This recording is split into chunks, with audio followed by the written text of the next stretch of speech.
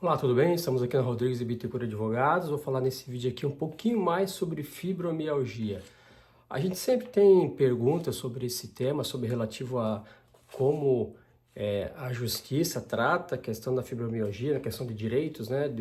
Especificamente na questão de INSS, de benefícios previdenciários, se tem ou não tem direito, mas é bom sempre pontuar, né, o que é fibromialgia, para que você saiba também e verifique, às vezes até se você tem algum sintoma desse, procurar um especialista para dar uma verificada. Bom, a fibromialgia, o que ela se baseia? Se baseia numa dor generalizada pelo corpo. A pessoa sente muita dor ao toque, à pressão. E quando essa dor persiste por mais de 3 meses, aí é um indicativo de que você pode estar com essa síndrome da fibromialgia. Existem alguns pontos no corpo bem sensíveis à dor para quem tem fibromialgia. São os jet points, são 18 pontos. Né? São 9 pontos, como são do lado direito e do lado esquerdo, dá 18 pontos. Pontos de dor, parte frontal do pescoço, aqui na parte da frente do pescoço, parte traseira do pescoço, parte frontal acima do peito e do trapézio, aqui na parte frontal, encostando aqui já dói.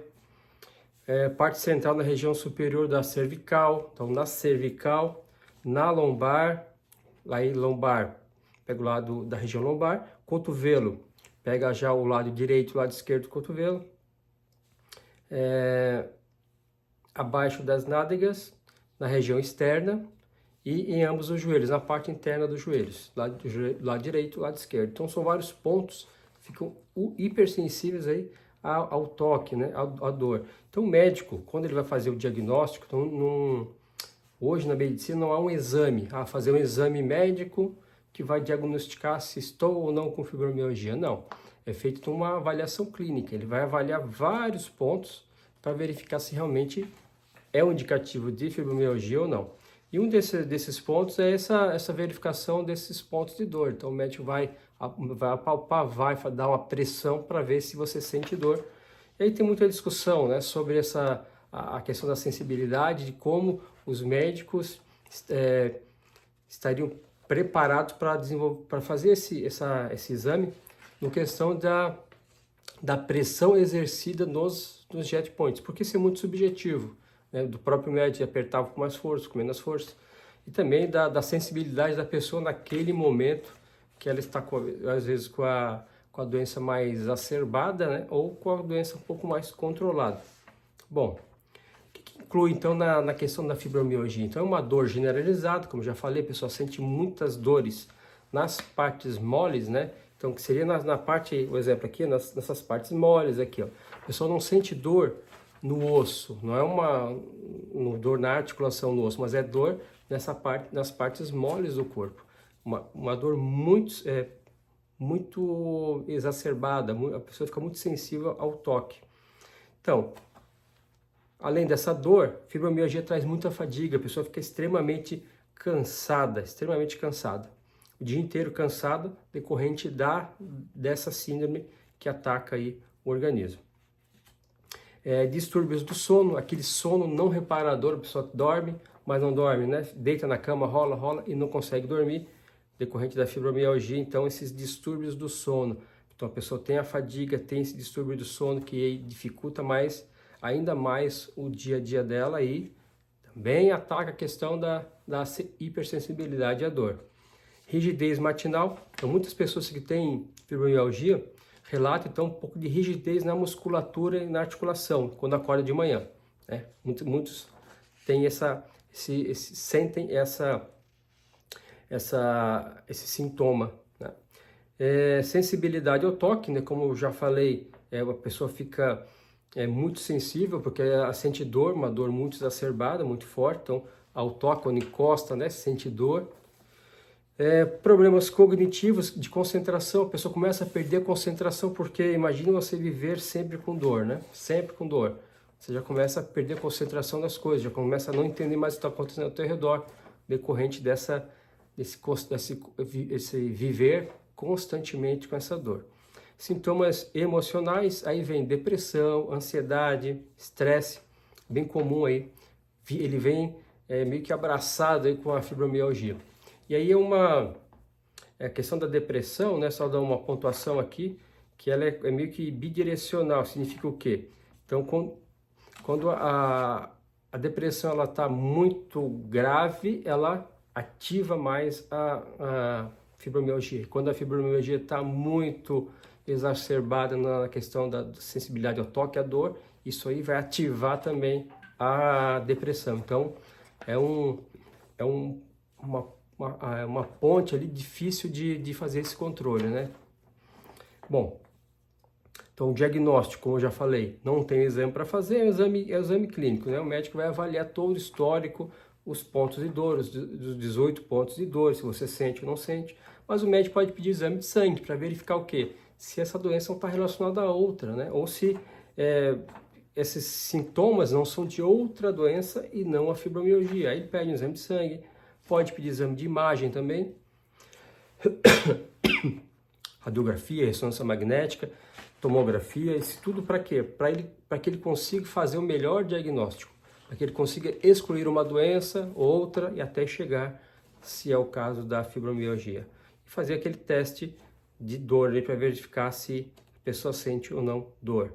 Então, existe o Colégio Americano de Reumatologia, ACR, então ele inclui essa dor generalizada por mais de 3 meses, com uma presença de sensibilidade em pelo menos 11 dos 18 pontos específicos do corpo para caracterizar a fibromialgia. Então eles dizem que existem, pelos estudos científicos, são 18 pontos de dor. Se você tiver 11 pontos de dor ou mais, né, aí já fica bem caracterizado a fibromialgia, passando de 80% aí na avaliação para se caracterizar ou não. Lógico, com os outros sintomas a serem avaliados clinicamente pelo médico. Então hoje a fibromialgia, ela ataca muita gente no Brasil, muitas pessoas, e a grande parte, eu acho que quase 90% são as mulheres, mas homens também podem ter essa síndrome da fibromialgia, pode sofrer com isso. E realmente ela é uma doença, sim, uma doença incapacitante. O que é incapacitante? É uma doença que, quando ela está no seu nível mais alto, mais agressivo, né, não controlado, ela causa aí tanta dor, tanta dificuldade de exercitar a profissão, que ela incapacita a pessoa de ter um trabalho. Então, algumas pessoas têm a sua profissão, trabalho, e de repente começa com essas dores, essa hipersensibilidade, depressão, e vai nessa linha e descobre que é uma fibromialgia, e aí pode, né, tem a possibilidade, se estiver vinculado ao INSS, de entrar com auxílio-doença e até uma aposentadoria por invalidez, como já tem vários vídeos aqui no canal falando de algumas pessoas que se aposentaram por invalidez. Lógico, que é avaliado, uma aposentadoria por invalidez, ela é avaliado vários fatores da vida daquele segurado para indicar uma aposentadoria por invalidez ou não. Então é verificado a idade, quanto tempo ela está com a doença, o grau da doença, se essa doença, se a fibromialgia está atacando outros, né, está trazendo outros sintomas como a depressão, a ansiedade. Então tudo isso é avaliado pela INSS e depois pela Justiça para conceder ou não a aposentadoria por invalidez. A gente sabe que pelo INSS bem mais difícil, mas não diria que é impossível, mas pela Justiça o caminho fica bem mais tranquilo para conseguir essa aposentadoria por invalidez, a depender de todo o histórico do segurado, todo o histórico que ele tem sobre a doença, sobre as problemáticas que ele vem vivendo, né, decorrente dessa síndrome da fibromialgia. Auxílio-doença. Auxílio-doença é quando a pessoa está incapacitada para o trabalho, mas a incapacidade dela, ela não é permanente, né? É uma incapacidade total, mas parcial. Está incapaz de trabalhar totalmente, não pode trabalhar, mas é parcialmente, é por um período de tempo. Então ela ficaria afastada por um período de tempo para fazer o seu tratamento. Então a pessoa que tem fibromialgia, ela pode entrar em auxílio-doença? Sim, pode entrar em auxílio-doença.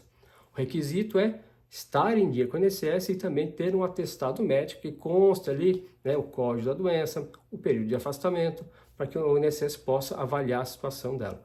Algumas pessoas conseguem, outras não conseguem. Umas entram na justiça, conseguem na justiça, outras não conseguem na justiça.